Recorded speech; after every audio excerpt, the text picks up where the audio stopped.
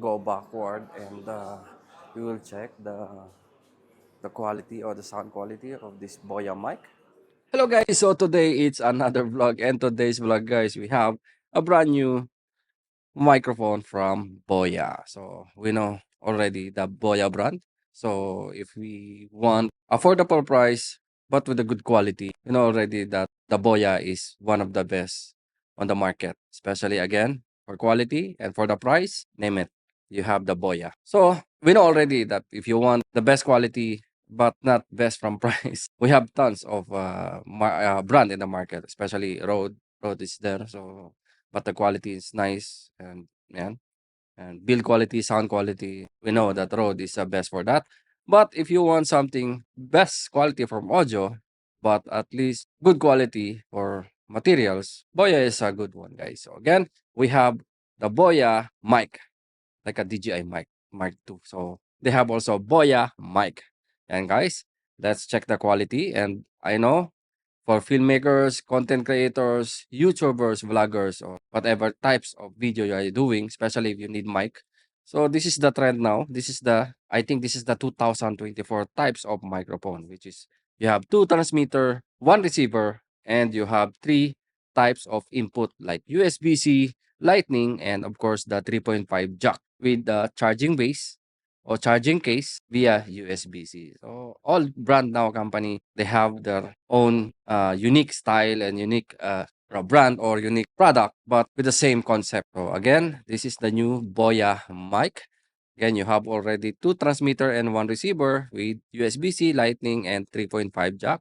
So you can use for your cameras, camcorders, as long as 3.5, and you have also mixer. You can use the mixer and yeah, just adapt a 3.5 to quarter jack, and you have USB-C for your Android and iPhone 15, and you have Lightning from iPhone 14 down to the old model of iPhone. So again, this is mic. It's already with 8 GB storage and 50 hours. 50 hours. Imagine 50 hours long battery life with 300-meter wireless transmission. I think the 300-meter wireless transmission, I think this is must be in the open. So there's no any block or interference. Yeah. So high resolution or OLED screen. High resolution OLED screen with audio monitoring and wireless charging. So and the best thing they include also the lavalier.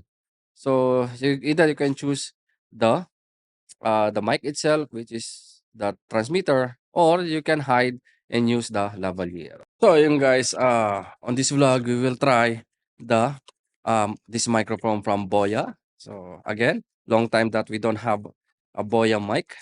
So today I'm glad that we have uh consumer type of for beginners. This is a good for beginners. This is the microphone. uh, in the inner, you have already a color blue design, black, all black, and USB-C charging. So you have a light indicator for battery indicator. So this is the charging base. Also, your battery charger. So again, this is your transmitter. You have two transmitter, magnetic. Sorry, you have magnetic two transmitter, and then receiver, and of course your USB-C and Lightning. Lavalier is here. Lavalier, and yeah, this is your cables here. The TRS to TRS for camera, USB to USB-C for charging. So let's try to check the sound quality of this Boya mic or Boya mic. So we are recording now to the microphone Boya mic. So again, this is the sound quality of the Boya mic, wireless microphone, and yeah, again, the battery hours is 50 hours. It's amazing battery. And you have a good OLED, high resolution OLED screen.